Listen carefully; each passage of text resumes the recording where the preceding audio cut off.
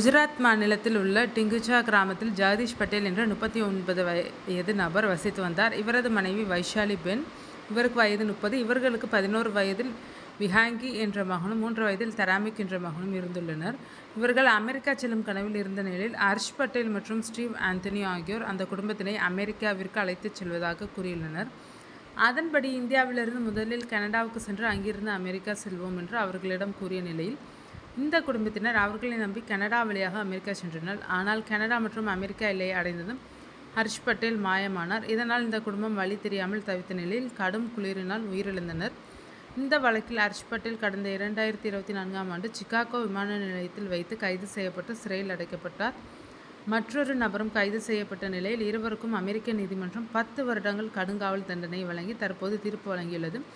மேலும் சட்டவிரோதமாக அமெரிக்காவுக்கு செல்ல முயன்ற ஒரு குடும்பமே குளிரில் உறைந்து உயிரிழந்த சம்பவம் தற்போது மீண்டும் சோகத்தை ஏற்படுத்தியுள்ளது.